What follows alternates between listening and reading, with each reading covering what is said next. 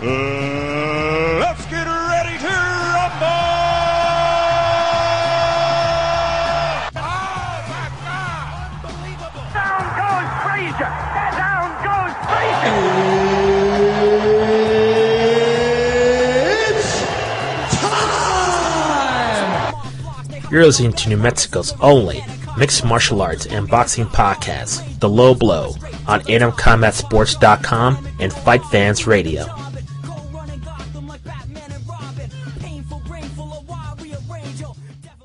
This is episode 171 of The Low Blow on Fight Fans Radio, SouthwestFight.com, and USCombatSports.com. I am Justin Goodrum. I'm once again riding solo this week. Jorge's away on business, but he will be back next week, and we'll be back live on Spreaker Radio and on Fight Fans Radio. On today's show, I just want to give my thoughts on the weekend's action that we just saw. Holly Holm victorious in her last bout, the UFC adding a women's strawweight division, and previewing the UFC on Fox card coming up this Saturday. Also, at the time of this recording, it is 10:06 Mountain Time, December 13th, 2013. We're a couple hours away from the George St. Pierre conference call. I'll do a little bit of this discussion and speculative analysis as to what will that announcement be already if you're reading on Twitter or if you're on any other social media site. Speculation is running rampant as to what George St. Pierre is going to say to his fans and to the overall MMA public. He has a conference call, and then he has a press conference right after, many speculating on his retirement. But once again, you can get in touch with The Low Blow on YouTube, of course, youtube.com/lowblow505. We'll read your comments. We always check that down. We have interviews with the best combat sports personalities. At the end of this podcast, we're going to have two interviews from our YouTube page. Erislandy Lara, who is victorious over Austin Trout. And also we'll have an interview with Victor Ortiz as well on our, at the end of this podcast, and it's also on our YouTube page, so please go check that out. Next week we'll discuss Jorge's trip to Brooklyn and all of the fallout from the Paulie Malignaggi Zav Judah fight, and also Erislandy Lara, of course, getting the victory over Austin Trout. We'll discuss that all with Jorge Hernandez next week. So I guess the most impending MMA news is George St. Pierre's retirement announcement. And really, there's been a lot of analysis. The latest comes from a press conference for this weekend's UFC on Fox card. Dana White stating that George St. Pierre and him had a little bit of a discussion yesterday concerning his career. We really don't know how it went. We read on Twitter, I guess it went well, but we don't really have a solid answer as to what George St. Pierre is going to announce. And to me, my honest opinion is that with fighting, any combat sport, you can't really buy anybody's retirement. I mean, we've seen this on numerous combat sports, whether it's pro wrestling, whether it's boxing, MMA. You can't really take any of these retirements too seriously. I just think George St. Pierre needs a break. And personally, in my opinion, it would be best for him kind of to just kind of take a prolonged vacation and vacate the title, and then go from there. Kind of be out of sight, out of mind, kind of disappear from the public spotlight. And then, a year later, if he wants to fight, he can come back, or he can just announce his formal retirement, one of the two. I think George St. Pierre is a competitor. I think George St. Pierre has been at this for a long time, and I think he's kind of burnt out. And we can't really blame him. So I don't want to comment too much. Once again, we're about 2 hours away. We really don't know what George St. Pierre is going to even say at this point. But if it is his retirement, he's had a fantastic career. In terms of his critics, I think this does look bad for Johnny Hendricks. But at the same time, I think George St. Pierre's earned that right to determine, how he ends his career. He's earned that with his multiple title reigns and the men he's defeated his entire career. And he doesn't really owe anybody anything, even though it might look bad for Johnny Hendricks. And I understand Johnny Hendricks' frustration. I scored a fight for Johnny. I like Johnny Hendricks a lot as a fighter. So this is not like a pro George St. Pierre speech. At the same time, it's ultimately George St. Pierre's decision. And Dana White has a good point. When you're talking retirement, it's time for you to go. And I think with George St. Pierre, if he's thinking about retirement and he really wants to go through it, that's his decision he has to make, no one else's. So we'll have to see what happens there. Coming up in a couple of hours, and I'm sure by the time you hear this podcast, we'll know the resolution, and we'll discuss the fallout on next week's show. Invicta FC7 took place over this weekend, and my oh my, the effort it took for me to watch the show was incredible. The fights themselves were pretty good. A lot of unanimous decisions. Kind of a lot of weird awkwardness from Miriam Nakamoto's ACL injury, losing to Lauren Murphy in the 4th round. I thought that fight really, he played out of the way. It was going to be a back and forth battle, but unfortunately Nakamoto got hurt from a Lauren Murphy takedown, so Lauren Murphy becomes the initial bantamweight titleist. And unfortunately for Miriam Nakamoto, she's back on the shelf. There's speculation that maybe she's going to sign a UFC deal after this fight. So truly, truly terrible. Interesting enough, as I'll discuss later on, especially the Atisha Torres fight versus Felice Hellrig, Joanne Calderwood, her fight, her getting her victory, really this card had a lot of implications towards the future of Invicta's strawweight division and really the UFC. So it's very interesting to see, what happened with the UFC a couple of days ago and an Invicta card happening this Saturday. But overall, just in terms of how the pay-per-view went off, the main event is really the only fight I saw in its entirety without any interruptions. Barb Hornchak defeating Leslie Smith by unanimous decision to retain the flyweight title. To me, this pay-per-view was a mess on a technological side. I'm sure other MMA journalists have documented the same problems. Really, just a struggle just to watch the show on its website. Having to refresh the page. The pay-per-view didn't start on time. Multiple complaints. Then they take down their paywall and make the pay-per-view free. It's just truly unfortunate.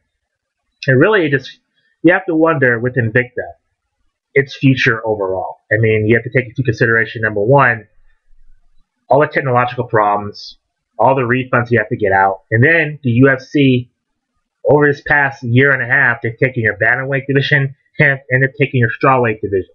And so, honestly, their biggest star, Cyborg, if they're able to work out a deal, they would have taken her too. So it's just amazing to me if Invicta can really survive and function at this point, given all their obstacles that they will have to encounter in 2014. I think they're a great organization, but I think for Invicta, I think they got to be honest with themselves and really face the facts here as to what do they want to be in the MMA environment. I mean, do they want to be a feeder system? Do they strive to be something more? I just think you can't play this middle ground and say we're going to be the best women's organization and then allow the UFC to take all your women's fighters. That doesn't really make any sense. You can't really straddle the fence on both sides. So we'll have to wait and see there. And also kind of ties into Invicta and the UFC. It's first, of course, as I mentioned earlier, the UFC is adding its strawweight division. So far, they've added 11 fighters officially. Unofficially, it could be as high as 20. And they will compete on the 20th edition of the Domestic Ultimate Fighter, premiering in September. It will be all women, 115-pound strawweight division. The winner will be the first UFC strawweight champion. This has never been done before. The UFC did the comeback season in which the winner got a title shot in either the welterweight or middleweight division, but it was never to crown the first ever champion. So looking forward to that season in September. The only bad thing for these women is really they start taping in April, so you're on the shelf after these fights for a really, really long time until December 2014. Excuse me. So, the exposure is huge. The national media attention is huge, but you're paying a price by living in the house, dealing with all those obstacles, and also being active for a while. So we'll have to see how that plays out in 2014. Holly Holm got her victory over Angela Hayes. Looked very impressive, very conservative win, but nevertheless, Holly Holm, premier striker, looked very good. Got a takedown. People said that she was in trouble. It's kind of ridiculous. It's because somebody has a knee bar on you doesn't mean that she was in trouble by any means. Holly Holm looks fine. Her kicks look spectacular. Interesting enough, she's looking for six figures from the UFC. Looks like they're making a power play here Before this fight, it was known that she only had 2 more fights on her Legacy SC deal left. And now all of a sudden they want a UFC deal that's 6 figures. It's very interesting that they're making this kind of power play in terms of money figures.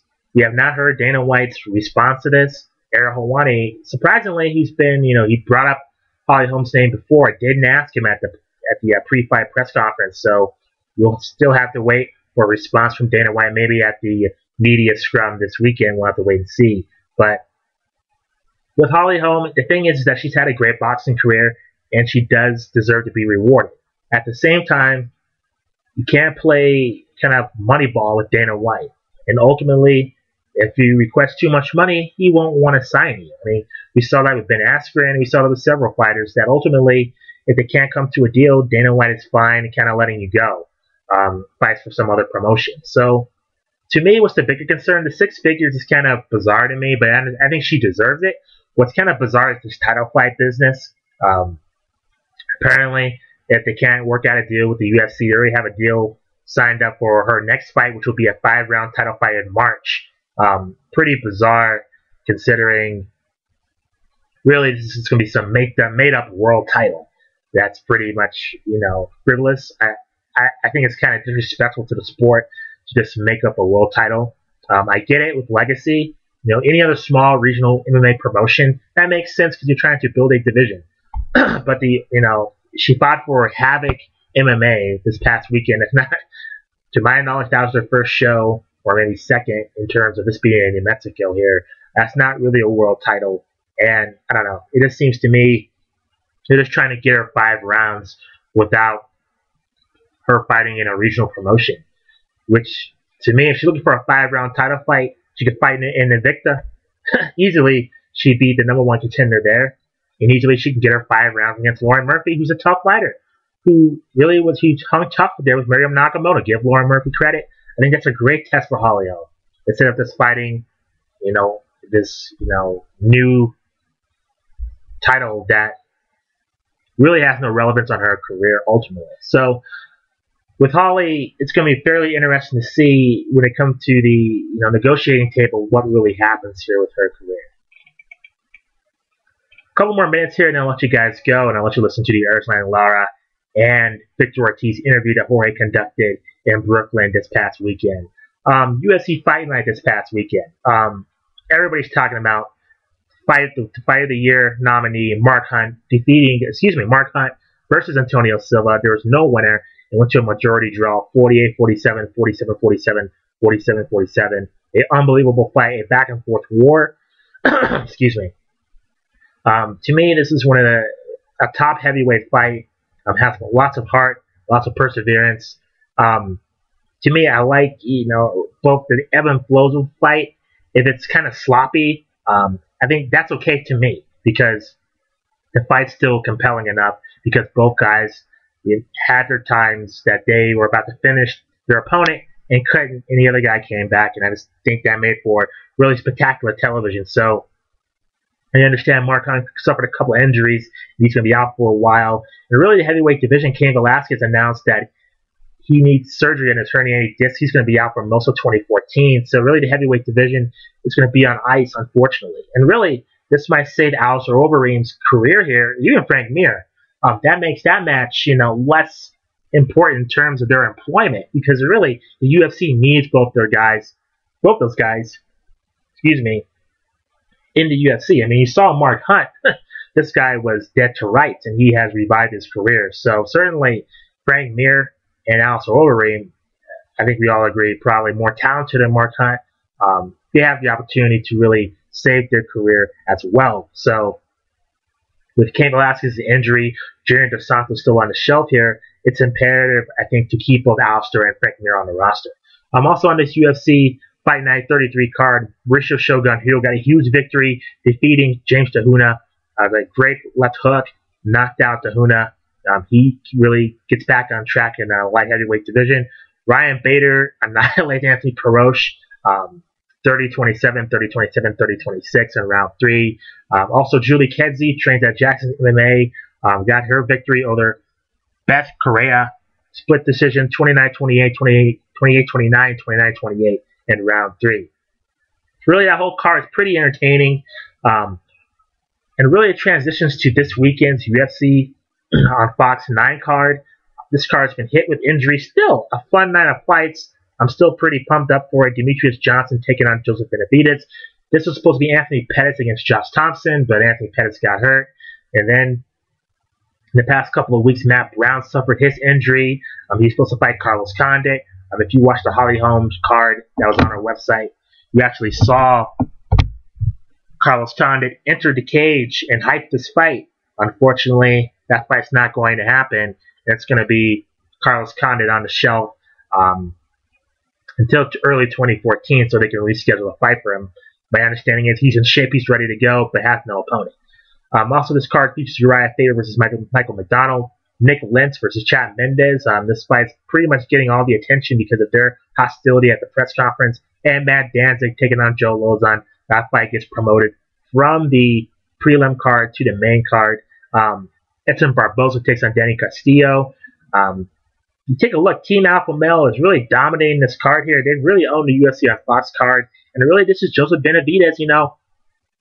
Benavidez, even within the New Mexico media, doesn't really get tailored from Las Cruces, New Mexico, because he trains out in California so often. But he wears Las Cruces, New Mexico on his trunks, and I think it's time for New Mexico to start acknowledging this guy here. And he should be fighting for a world title here against Demetrius Johnson. This is a do-or-die fight for Joseph Benavidez. He fought Johnson once. He's lost. He fought Dominic Cruz twice. Lost both of those fights. He needs this one badly. I mean, really, Demetrius Johnson kind of reminds me a lot of Benson Henderson. Really, really, really good fighter, but not spectacular. And really has kind of an unorthodox style. And if you can figure it out, it's possible for him to be beat. So we'll have to wait and see there. A very entertaining card for UFC on Fox 9 going down tomorrow. The prelims get started at 3 o'clock Mountain Time on Fox Sports 1. And then the main card gets started at 6 o'clock Mountain Time, 8 o'clock Eastern on Fox. That's going to wrap up the show. We'll break down Adrian Broner against Marcos Maidana next weekend. Also, on next week's show. Also, we'll break down Jorge Hernandez's trip to Brooklyn, his thoughts on Austin Trout, Paulie Malignaggi being at the Barclays Center. This is the entire experience. He went to the Brooklyn Nets, New York Knicks game, so we'll get all his thoughts on the Brooklyn experience. And of course, we'll break down Adrian Broner versus Marcos Maidana. It'll be a boxing-heavy show. We have a lot to catch up in the boxing world. But I thought I'd give you another update here. Once again, we're about 2 hours, 30 minutes away from George St. Pierre's press conference at the time of this recording. We'll have to wait and see on George St. Pierre's retirement. Again, you can get in touch with the Low Blow always on Facebook. Just type in Low Blow Podcast. Also, we're on Twitter, very active on there, active on social media, at the Low Blow. Also, I have a Twitter handle as well, JustinTime16. Jorge Hernandez is at Jorge de Burke. If you're confused about the spelling, just go to the Low Blow Twitter handle, and we've retweeted his Twitter handle a couple of times. You'll see his Twitter handle right at the top there, so you can follow him as well. Also, of course, we're available on the Stitcher Radio app and on iTunes. And, of course, get in touch with Fight Fans Radio through Facebook, Twitter, YouTube, Ustream, and on Spreaker. So right now, I'm going to take you to a couple of interviews Jorge did with Erislandy, Lara, and Victor Ortiz. Lara discussing his victory over Trout, and Victor Ortiz discussing, his acting career, his future plans in boxing with Jorge. So I guess for myself, Justin Goodrum, you've been listening to episode 171 of The Low Blow on Fight Fans Radio, SouthwestFight.com, and USCombatSports.com. We'll be back on the air live next week, and if everything goes smoothly, stay tuned for maybe another bonus episode this weekend. We'll see y'all later. Enjoy the fights. Jorge Hernandez with the Low Blow and Southwest Fight News here with Erislandy. Lara, Erislandy, congratulations on your victory. Were you surprised that Trout didn't change his game plan? Felicidades, estoy un poco sorprendido que Trout nunca podía cambiar su táctica. No estaba sorprendido, porque eso fue lo que trabajamos. Trabajamos llevar el mundo de nosotros y eso fue lo que hicimos. Salió perfecto. He said nah, he wasn't surprised at all because that's what we worked on. Told him I was going to take it in my world. That's exactly where I took him, and he couldn't adjust to nothing I had for him. At any time, was Trout able to land any solid shots? En la pelea Trout te dio con un golpe efectivo. No, ninguno. No dio ningún golpe. Eso de cabeza y los guantes que te pelan con el tape. Pero no, he said never hit him once with no good shots. Those headbutts on this side and other side, he blocked his right hook a lot, and he was getting scraped with his own tape. But other than that, he never got hit. Did it surprise him of how much he was able to, I guess, put on a clinic in this fight? ¿Tú estabas sorprendido del trabajo que tú hiciste tú mismo, dominarlo tan fácil? No, pues no estábamos sorprendidos, eso trabajamos en el gym, eso fue un trabajo que hicimos bien duro y salió como esperábamos. Nah, he wasn't surprised at all. He knew he was going to dominate him. That's what we worked on in the gym. And, we told him we were going to dominate him. We talked him into the fight. He signed in. There was no reason to talk, What were the words discussed at the end of the fight? I know that there was a lot of words exchanged early on, so what happened at the end? Dile lo que tú le dijiste en el pesaje. Not today, tomorrow. So that's what he told him in the weigh-in. He was talking a lot and barking. He told him, don't worry, not today, tomorrow. Okay. And that's what he did. ¿Y después la pelea?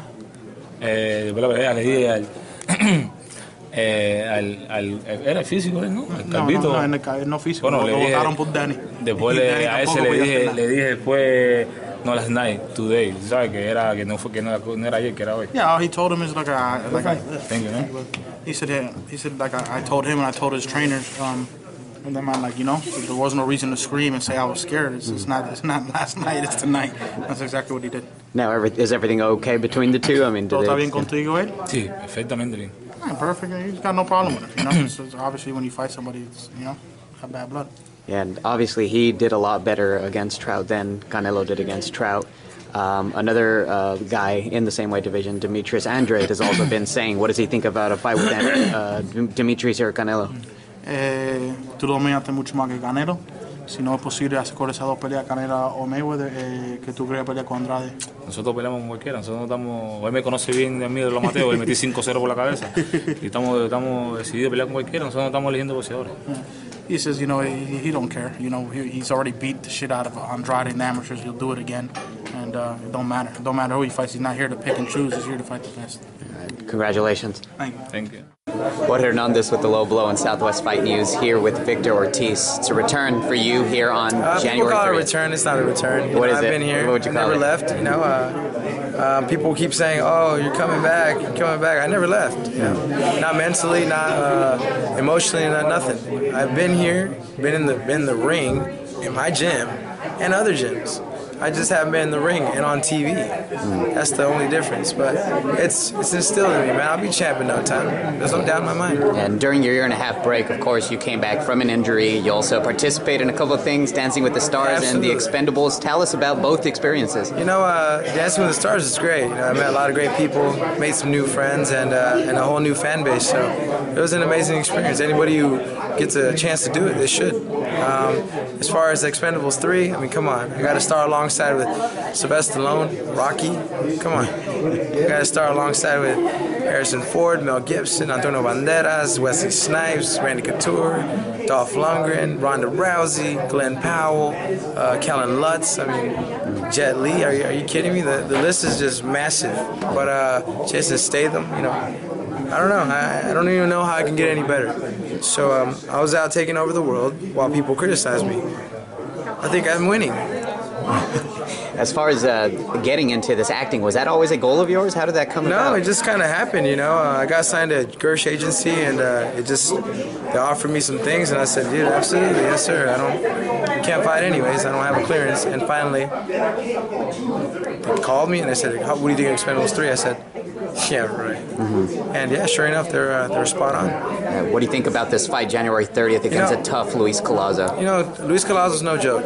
I've known that from day one. I've known it since they offered me the fight. But I'm not one of your typical fighters that dodges people, that hides. I'm not one of those.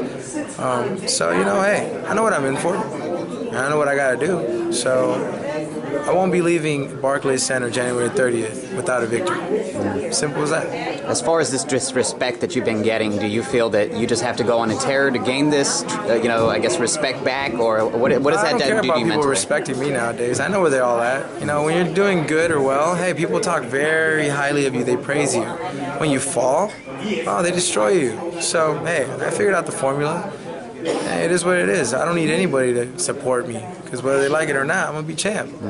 tomorrow, the day after that, the day after that, the day after that, the year after that, and then they're going to be even more mad, which kind of makes me satisfied in a sick little way. Yeah. You changed up your trainers and your as far as in your training camp as well. Did that change as well? Training camp is still in Ventura, California, out of Knuckleheads Boxing Club, and I have Joseph Janik, Coach Haas, and Coach Danny Smith from Arkansas. So we're in for a great surprise, a great treat, January 30th. How did you hook up with them? If I told you, I'd have to kill you. I'm willing to die for it. I'm just kidding. All right, man. Well, pleasure. Victor Ortiz against Luis Collazo, January 30th. Best of luck. Nice having you back.